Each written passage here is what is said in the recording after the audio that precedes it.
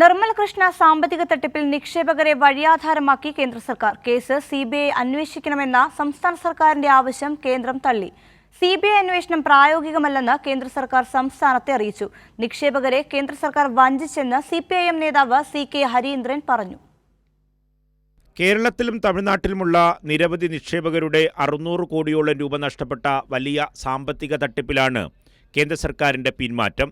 അന്വേഷണം CBIക്ക് കൈമാറി 27/3/2025 സംസ്ഥാന സർക്കാർ വിജ്ഞാപനം പുറപ്പെടുവിച്ചു. എന്നാൽ CBIയുമായി കൂടിയാലോചിച്ചുവെന്നും കേസന്വേഷണം CBI ഏറ്റെടുക്കുന്നത് പ്രായോഗികമല്ലെന്നുമാണ് കേന്ദ്രം സംസ്ഥാനത്തെ ഇപ്പോൾ അറിയിച്ചിരിക്കുന്നത്. 2017 നിർമ്മൽ കൃഷ്ണ എന്ന കേരള തമിഴ്നാട് അതിർത്തി പ്രദേശമായ പളുകലിൽ പ്രവർത്തിച്ചിരുന്ന സ്വകാര്യ പണമിടപാട് സ്ഥാപനം പൂട്ടി ഉടമയും സംഘവും കടന്നുകളഞ്ഞത്. കഴിഞ്ഞ UDF മന്ത്രിസഭയിലെ ചില മന്ത്രിമാരും നേതാക്കളും സ്ഥാപന ഉടമ നിർമ്മലിനെ സഹായിച്ചെന്ന ആരോപണം അന്ന് പുറത്തുവന്നിരുന്നു. തമിഴ്നാട് കോടതിയിൽ ഹാജരായ നിർമ്മലൻ ജാമ്യം ലഭിച്ചാൽ തുക മുഴുവൻ തിരിച്ചു നൽകുമെന്ന് കോടതിയിൽ പറഞ്ഞിരുന്നു. പക്ഷേ പണം നൽകിയില്ല. ഈ കേസിന്റെ അന്തർ സംസ്ഥാന ബന്ധങ്ങളും വിദേശത്ത് ഫണ്ടുകൾ മാറ്റിയിരിക്കാനുള്ള സാധ്യതയും കണക്കിലെടുത്താണ് സംസ്ഥാന സർക്കാർ CBI അന്വേഷണം ആവശ്യപ്പെട്ടത്. പക്ഷേ കേന്ദ്രം നിക്ഷേപകരെ കൈവെടിയുകയായിരുന്നു.